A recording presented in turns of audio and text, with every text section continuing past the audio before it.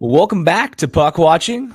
We welcome another guy who needs no introduction for the current set of Blues fans. He's a 2018 World Junior winner, the 2016 Memorial Cup champion with the London Knights, former 20th overall selection by your St. Louis Blues, a 2019 Cup champion, a 2024 NHL All-Star, and a current alternate captain and the team's leading point scorer the last two seasons. Absolute honor for us to welcome St. Louis Blues forward Robert Thomas to the podcast. Rob, welcome to the show. How are we feeling as you're getting the training camp started this last week? A little tired, but it's nice to be back. Just even watching the games. The last two obviously I wasn't playing, but you're getting that itch to get out there in a game, and I'm really excited. The season's coming around. It's an exciting time. Yeah, so how has it felt in these first couple, I guess, days of training camp? I know that I'm sure you were doing some training over the summer as well as others, but I guess how does it feel to get back in the groove with it and get your feet under you again? And also seeing other guys who you probably haven't seen in a while, seeing some younger faces too that you're not traditionally seeing all the time. So what's that been like? Yeah, I always love it. It's the best time of year. You come back with the guys. A lot of guys you see only once or twice all summer. So it's nice to see everyone, new faces, young guys, see how they kind of develop. Every year is so different we have so many young, exciting players that every year you get to see them grow. And I would say the first week of camp's pretty tiring. No matter how hard you train or try and simulate being in practices or games, there's just nothing like it, and so it takes a lot out of you. Yeah, and is it a different feeling? Because I know now you've had three different coaches for training camps compared to Berube and Bannister and now Montgomery. Is there a different feeling in the camp? Is it more difficult? Like, is there a different style to it? What's that been like? I'd say everyone kind of has their different. With Monty, he's a real like tactical guy, so he's been really focused on defense, tracking, forechecks, those kind of things, and that's what created a lot of success for us last year. So it's nice to kind of get everyone not only on our team but in the organization, whether it's the minor coaches, the players going back to junior or the minor team. Everyone's on the same page, so when it comes time to play. It's pretty seamless transition. Mm.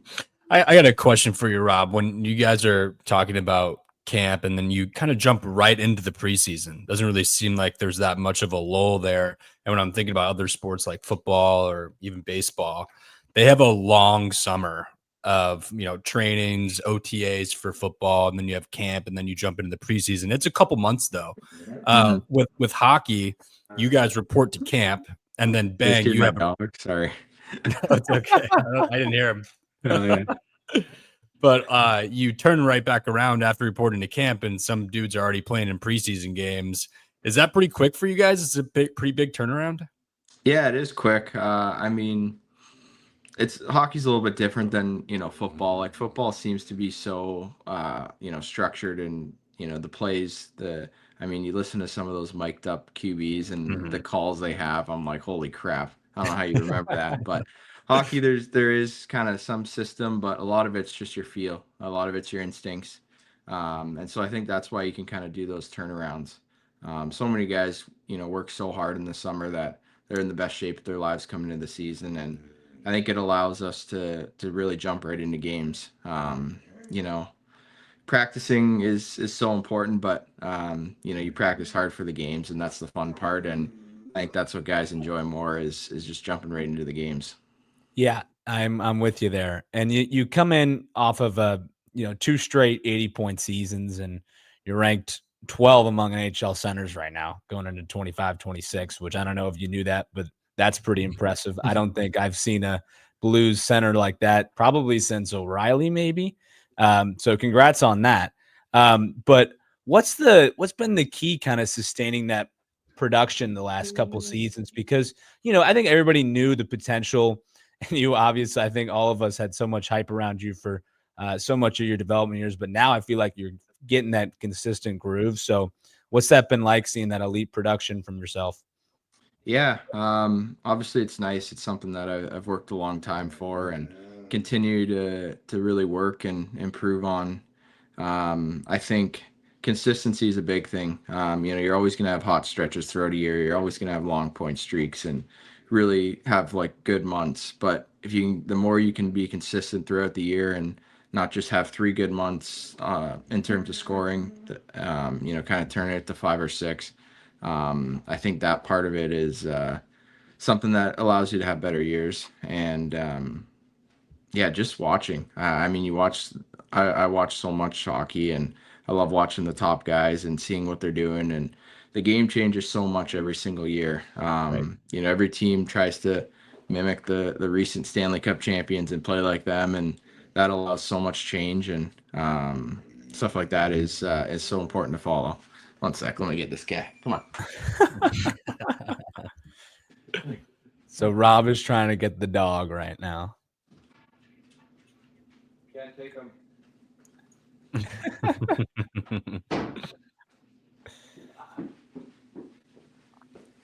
There we go. Yeah, these are the duties, Rob. Yeah, I know. It happened. He wants to go outside and play, so. Yeah, that's great. So I guess with that, so you see Florida the last 2 years, and they're just playing unbelievably, and they had kind of a different team this year, and they won it in a very dominant way again. So I guess 2 questions with that is like, first, you said you watch a lot of hockey with Team Canada, and I think that being with the Four Nations this year, I think probably was exciting, obviously, and for all of us hockey fans, which was absolutely awesome. So I guess with that, seeing that hockey on the international stage and, kind of it coming down to that US-Canada game, I'm sure that instills some fire in you to probably make that roster coming this year. And then we'll talk about the Panthers in a second, but I'm curious about Canada and kind of where you're standing with that, because I know it's a big year with the Olympics in Milan. Yeah, obviously a big goal. I was really disappointed when I didn't make the Four Nations team, and it sucks being hurt early in the year, especially in a big year. But I thought I had a really good chance of making that team, and yeah, it was disappointing. It was tough to watch, but yeah, I think it definitely, you'd be lying if there wasn't motivation in the second half of the year, and I thought I played as well as I could to try and get my name back on the list, and I'm excited I got invited to that orientation camp. That was a big deal and kind of the first step in trying to make that team. And yeah, it kind of comes down to till December 1st, or Right. maybe it's January 1st, one of those two to kind of play your best. And yeah, it's interesting because it's not all about points. Like a lot of the top scoring positions are already taken. You got guys like McDavid, Crosby, McKinnon. There's so many guys that have been top scorers in the league for a long time. So whether it's focusing on defense, penalty killing, how efficient you are in the D zone, there's so many different things that it could take to make that team. So maybe focusing a little bit more on those areas is something that can benefit you trying to make the bottom 6 in that roster. Yeah, and it's got to be so cool, I feel like, especially if you can make it, which I think all of us are vying for you. Even though that we're US guys here, we respect the Canadian players from the Blues, and I guess the motivation with it, it's like, all right, not only is it a huge honor, but you get to play with 2 of your own teammates in there with Parayko and Bennington, and obviously with other elite players themselves. So, I mean, I guess the feeling of that must be just you chomping at the bit, I'm sure, to get to that camp and obviously go through the season to prove yourself. Yeah, no, really excited. Yeah, it's probably one of the things that's one of the hardest things to accomplish in your career is that Olympic medal, and something not many people get to say, or even just to be a part of the Olympics. It's a pretty big honor and something that you definitely want to accomplish in your career. So yeah, it's definitely very high up on the list. Quick question for you, Rob, too. You mentioned Four Nations, and you were talking about the Olympics too with Team Canada. So I remember going to a Blues game right before Four Nations break started, And I was like, they look a little bit better. I don't know if this is going to be like a long-term thing, but we'll see. Guys played Florida really tight. I think there was another game right after that too. And I was like, okay, we'll see. A couple points back. And then all of a sudden, you guys rattle off 12 in a row. It was like 16, 2-1. Could you feel that type of momentum and that push coming post Four Nations with the whole squad? Because it was something that I don't think most Blues fans were necessarily predicting there. So what are your thoughts on that? Yeah, I think it's kind of it's tough to really describe. I think the best way to describe it is you look like across the league. There's teams that win a lot and they've won for long times, and there's teams that lose a lot and never seem to kind of break that seal. And for us, we've been historically a team that's always been in the playoffs, always had success. And, the last 2 years, we just couldn't seem to find a way to win games, whether, there's moments in the games where, they score 3 goals in 5 minutes and we can't recover, or we get off to a bad start, or, they score goals late, tie it up, and we end up losing. There's so many moments where, we were a team that was just finding ways to lose. And I think, even before the break, we were playing pretty good hockey. We were just finding ways to lose. And you go into the break and you kind of reset and think about a couple things, just small things, whether it's, after goals, you're really focusing on just limiting the damage. So it's only one instead of two or three. And starts were really important for us. The way we started and played with the lead. Can't remember what our record was last year when we scored first, but it was something crazy. Like, Yeah, I remember. Really good. it Yeah, was like really good. 26-2 or something. Yeah. Something that's like very impressive. So that was something we really focused on, and it was starting well. And as you kind of go, like, we're still a growing team. Obviously, with the way the season ended, that's something that's really tough. And but we changed that from being a team that found ways to lose to being a team that found ways to win. We were the team scoring 3 goals in 5 minutes. You Right. saw that a lot against Winnipeg. Uh, So I think it was kind of a big step, and we really broke that seal, and are now a team that, we think we can win. And one follow up too, like when you guys had win number 11 in that streak, how much pressure were you guys feeling to really shatter the record and cement this team into history as, the only team of the Blues to win 12 straight? Yeah, honestly, we didn't really think about it too much. I think, when you're sitting out watching games, or you're hurt and watching games, like, you get so nervous and, like, want the team to do so well, and yeah, like, break the record and stuff. But when you're in the moment, like, you're just enjoying it and you don't really feel that kind of pressure or think about it. I think the biggest thing for us that we, like, just absolutely hooked onto was the energy in the city. Like, no matter where you go, people would talk about it. You could just feel it driving down to the rink. The way the crowd was when we skated Right. out for warm ups or Mhm. for open before the puck drop, like, that kind of stuff really, like, fired up our team, and we felt it in the room. And I think that was a huge part of, getting over that kind of hump. And you could just feel it even into the playoffs. The city was buzzing. I mean, I remember that really distinctly. I remember going to Obi Clark's for like just random Tuesday night games, and everyone's watching it, volumes on full blast, especially during the streak. It was crazy. Hmm. But I was gonna say too, even 12 games in a row, and you look at the standings, like I think we were only like 3 games up in the wild card, and you're like, geez, like we may have to win like 16 in a row at this rate because you had Hmm. you had the Flames jumping on your guys' necks. You had Vancouver kind of nipping at the heels too. Utah was sort of in the mix, and then you guys ended up catching Minnesota, and then they ended up leapfrogging last second. But it was insane down to the wire until the very last game. Was that frustrating at all, just to win so consistently, and then you still are fighting for your playoff lives every single game, no matter how much you win?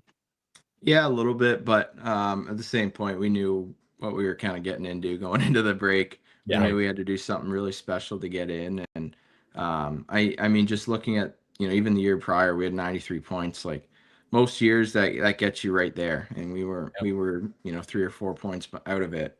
So we kind of knew we had to push up to that 96 number. That's kind of the magic sweet spot now. But Mhm. yeah, no, I think it was part of it. Like we were fighting the whole way. We knew how much of an uphill climb it was, and guys just really enjoyed it. Like especially that last game being at home, you felt the energy, and we came out flying. And it's funny, I talked to a couple of Utah guys this summer, and they're like, that was the craziest thing we've ever seen. Just the way we came out at the I was start. there. I was Yeah. there. It was great. You guys were on fire. Like Mhm. I couldn't believe it because there was so much pressure in that game too. And you guys coming out like that was huge. And it was a playoff atmosphere. Like everyone was going crazy the whole game too. It was nuts. No, Yeah, yeah. no, that's what's so great about St. Louis is like it's a serious hockey town, and um even when we struggled for year 2 years there, like it was still so exciting to play in front of our crowd, and now just feeling the energy coming into this year is pretty electric. We're excited. And you guys kept it so close with Utah the whole season.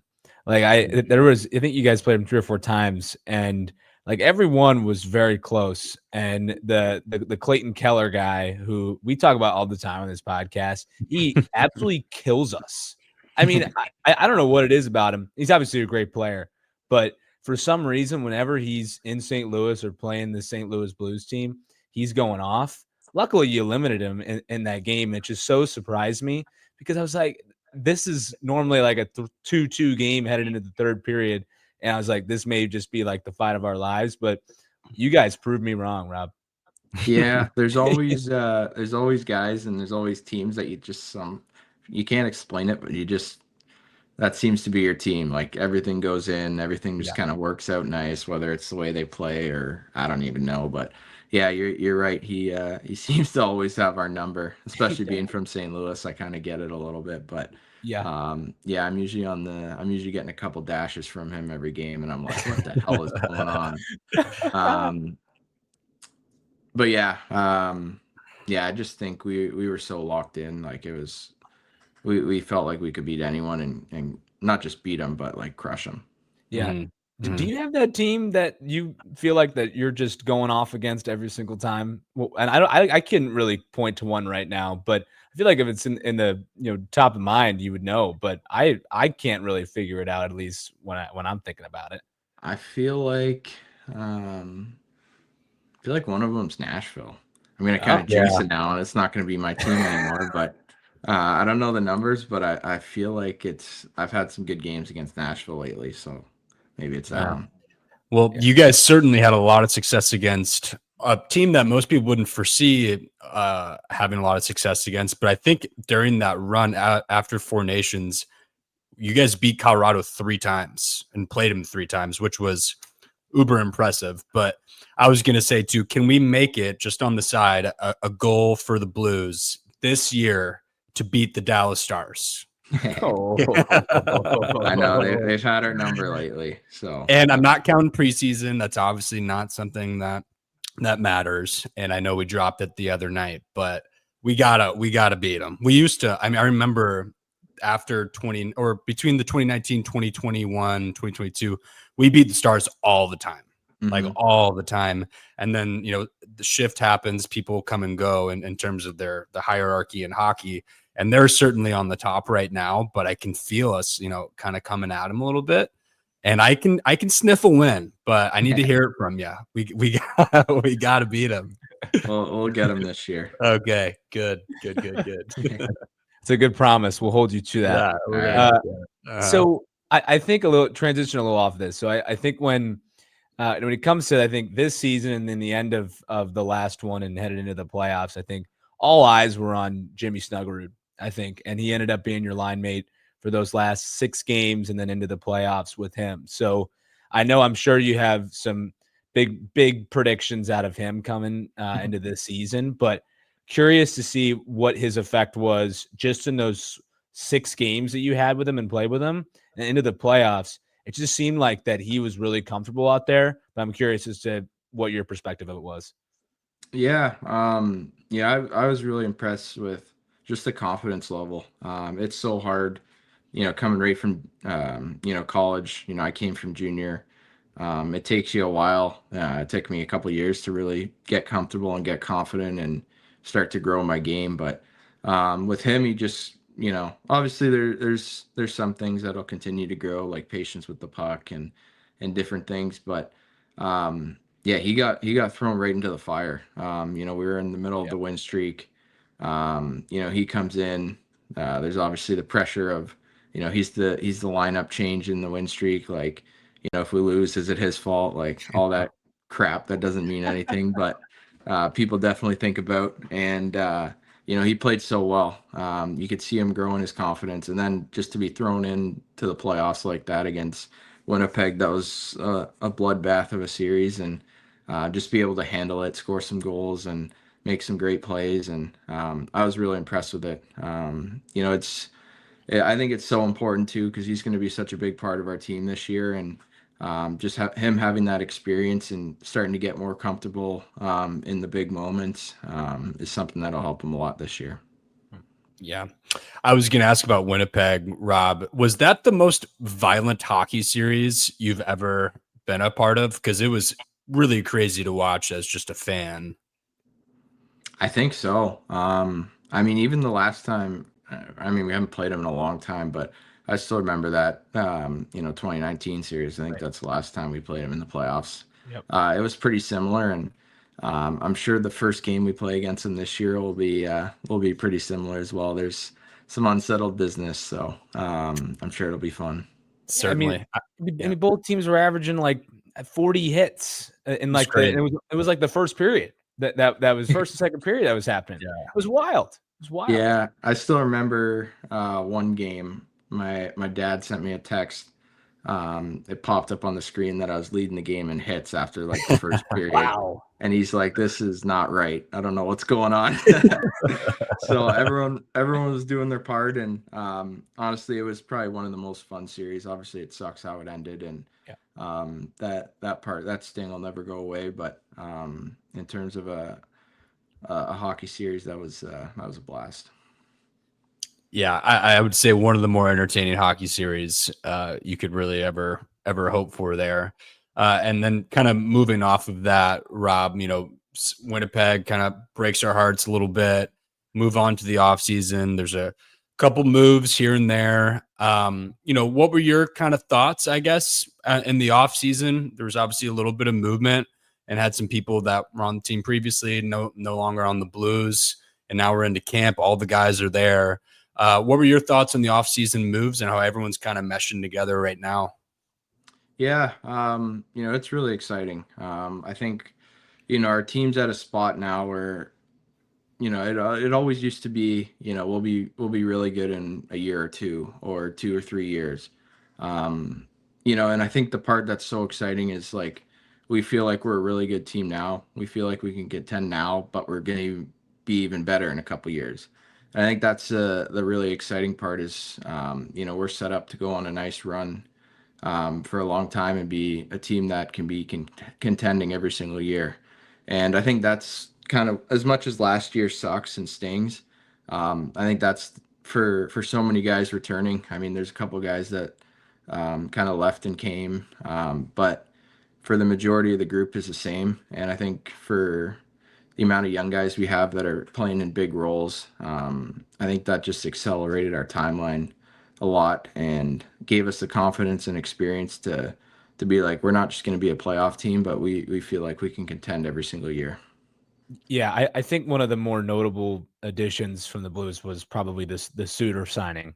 And because I think at the end of the day, one of the biggest holes was maybe that center position and what if you could fill that in a more valuable way. And they did it, I think, through that signing. Suter had 25 goals last year, and I thought it was a really great signing, and curious to see through the last 3 days or whatever it's been for the training camp, how the environment has been with him joining. Because I know there's kind of probably going to be a battle in that second, third line center, and curious to see what that's been like. And I'm sure it's some very friendly competition, but I'm probably a very good problem to have if you're the Blues in your team.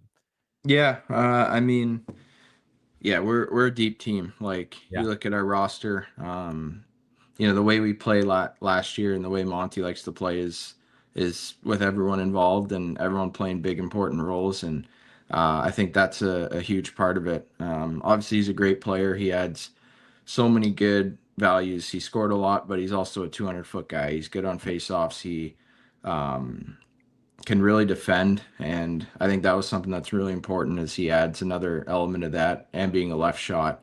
Um, that's with losing Faxa, that's a big Yeah. help in winning D zone draws. So, we're really excited about him. Bukestad as well. He plays a really good defensive game as well. Can make a lot of plays, and he's big, got a long stick, and he's gonna, take a lot of important draws for us as well. PK, all those big things. So, I think our center depth is something that, a lot of teams that win have are really strong down the middle, and I think having those four guys, and honestly, there's probably three other guys on our roster that could play center and be important in those roles. So we're really strong there, and I think that's going to lead to a lot of success. Mm. Question for just a player projection for you, Rob. So I think a couple people come to mind on last year's team that are here this year that I think sort of got no pun intended here, got robbed at some points when it came to scoring goals, registering assists, whatever that may be. I think Torp probably deserved a couple more goals in the day. I think Booch probably deserved a couple more goals at the end of the day.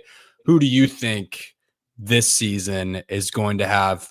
I don't know if bounce back year is the right way to say it, but you think is going to have a really good, successful season that maybe didn't meet their own expectations last season. Ooh, that's a tough one.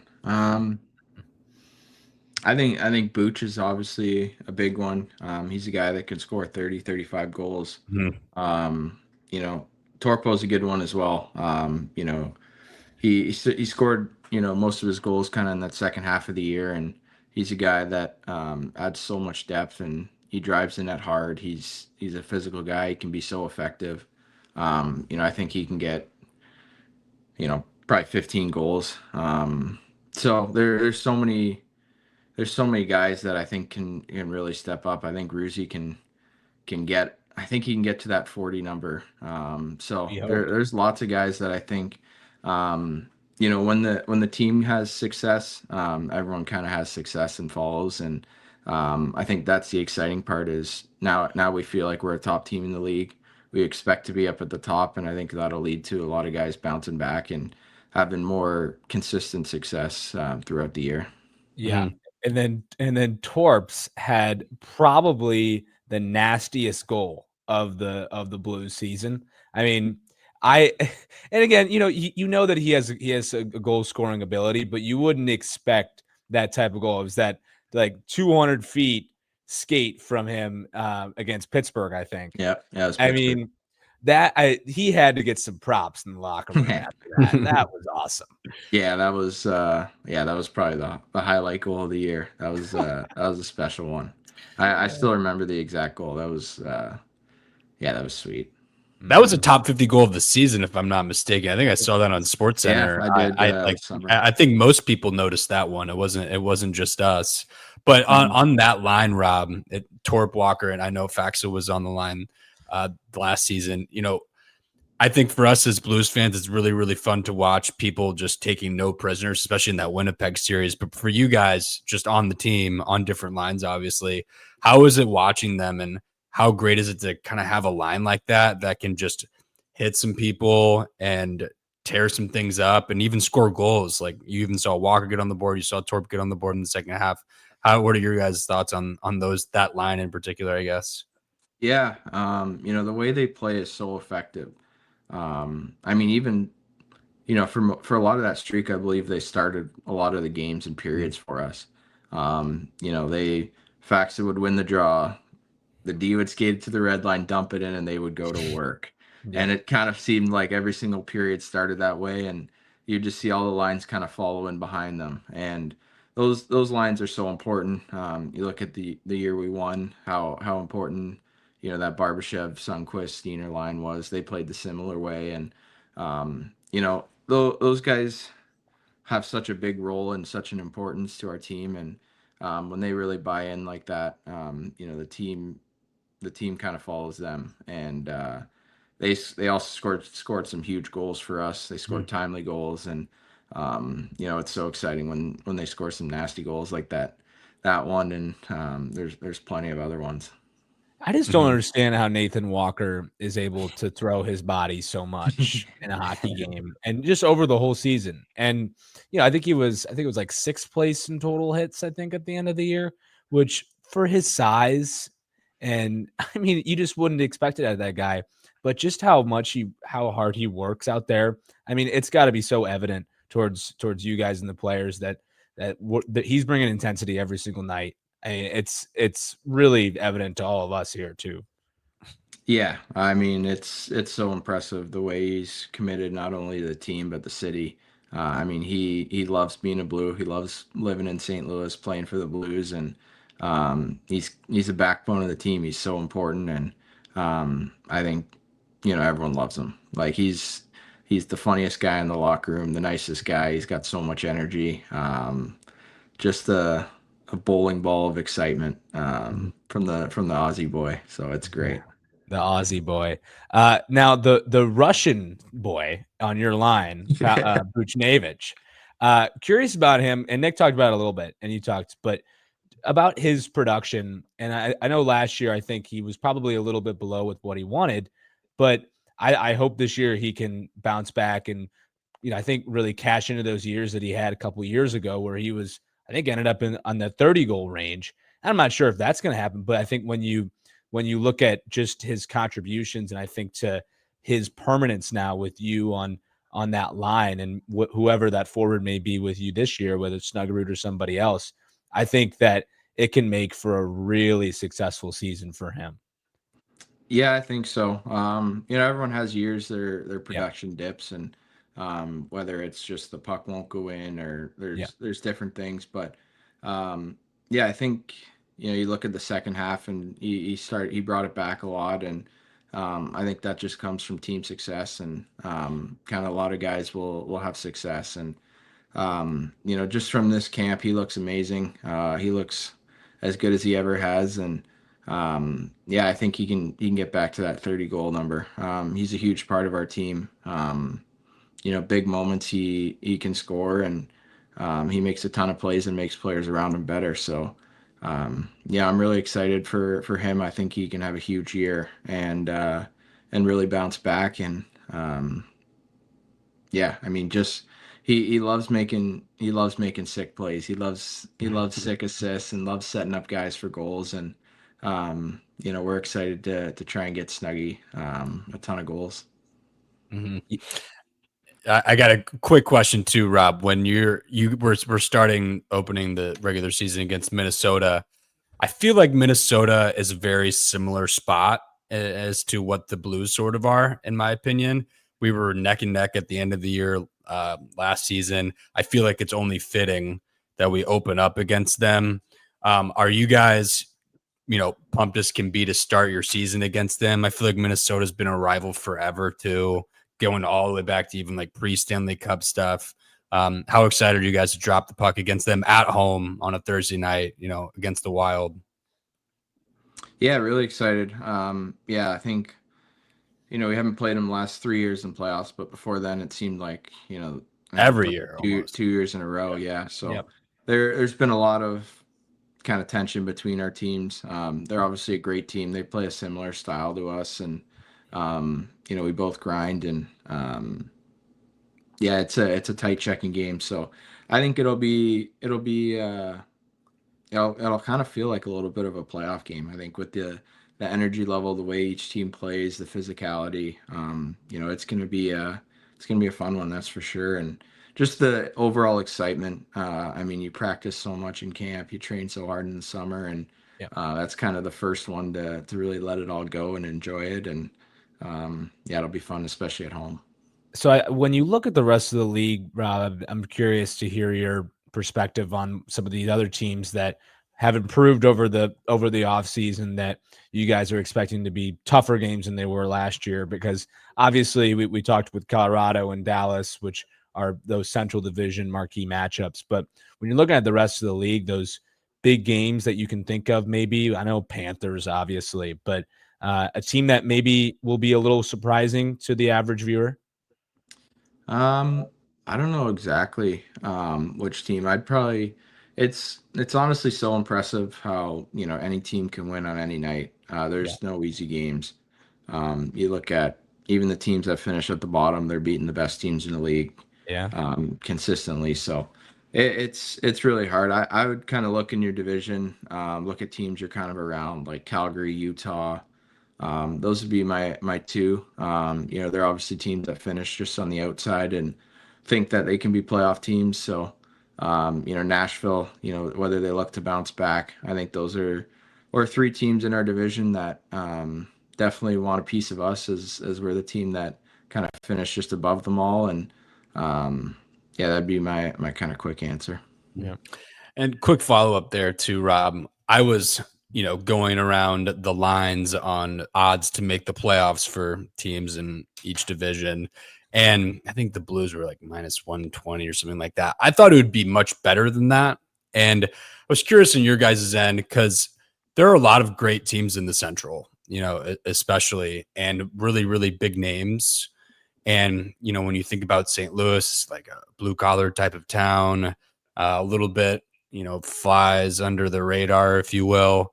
Do you guys feel that a little bit, especially in the Central, where it's very, very tight and there's a lot of great teams in it, that you feel a little bit overlooked and maybe not as much earned respect as what you guys maybe deserve a bit? I just see it in the line, in what I just saw. But how do you guys feel on your end? Because you made the playoffs last year, set the franchise record, had a great year. And now, we're back to square one where you keep having to prove it over and over again. Yeah, it doesn't really kind of bother us at all. We have a certain expectation in the room and think of ourselves at a certain level, and that level's right up at the top of the league. And I think when you kind of look around, like we gotta earn some respect. We gotta go deep in the playoffs. We gotta be at the top of the league to really get that recognition. And yeah, we're a small town. We're a hockey town. Our media is not big. We're not a big city, and we just show up and we play and we're gamers. And I think that's what a lot of people love so much about playing here is, we do it as a team, and we do it as a city. So yeah, we don't worry too much about the other stuff. We have huge expectations in our room, and we're really excited to try and exceed them. Yeah, you don't got to deal with the Toronto media from your hometown here, I don't think, which is No. probably a nice thing.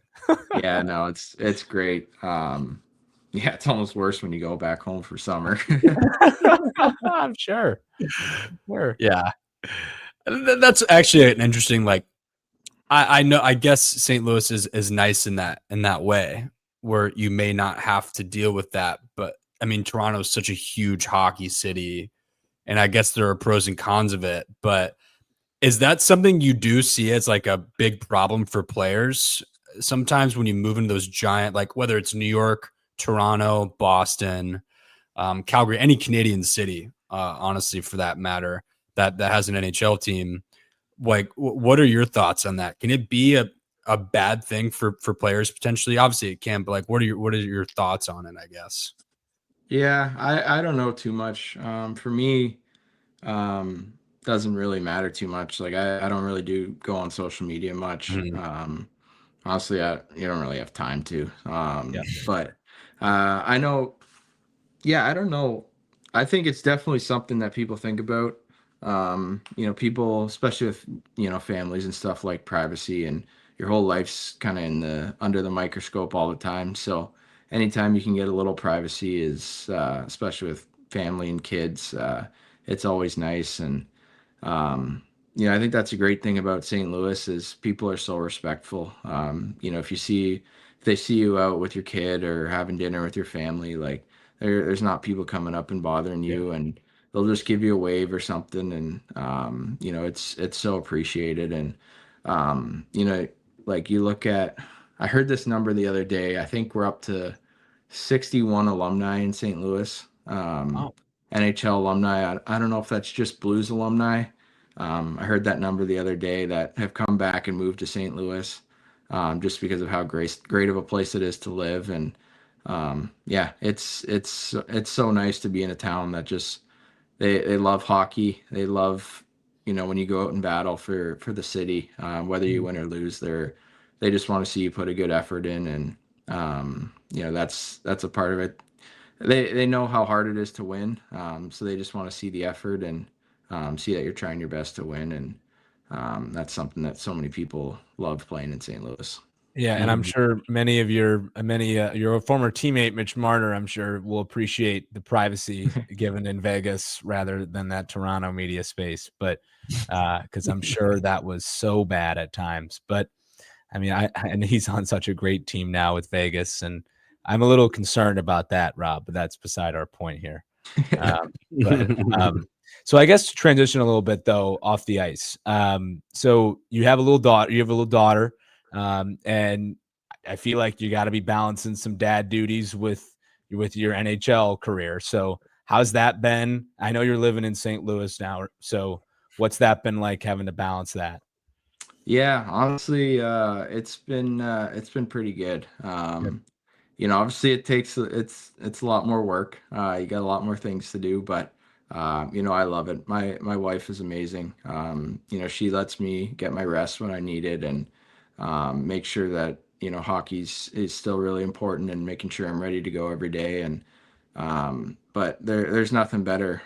You come home from a game, you get up the next morning, and just being able to hang out with her. She's so excited to see you every day. And yeah, it's been one of the coolest things in my life so far. It's really awesome. Yeah, and another one for you too, Rob. Was gonna ask too, when it comes from like you being from Toronto, and I guess you sort of talked about this too, just like with the alum. But what made St. Louis your feel like home for you? I'm sure winning the Stanley Cup really helped that Yeah, probably a to an little. extent. But outside of that, I guess, what really made St. Louis feel like home for you? Just being a Canadian and coming all the way down to the Midwest and in the US. Yeah. I I still remember when I got drafted. Like, obviously I knew Matthew pretty well, Yeah. but Yeah. I had never heard of St. Louis, not a clue where it was. Mm. Never heard anything about St. Louis. And so my first time down was kind of an eye opener. I think, I spent those first couple years living at their house, getting to know, a lot of their family friends, and kind of really getting involved, not only just with the hockey people, but a lot of people in St. Louis. And whether it's through charity stuff or there's so many things, the Children's Hospital, Friends of Kids of Cancer. There's so many things that, my first couple years I started to get involved with a little bit. And that just really made it feel like home. It's somewhere, we love to call home. We love to spend time here. And even when we're away for 2.5 months, we can't wait to get back here. So I think those first couple years, just living at the Kachucks made it super homey, and made it a place we love so much.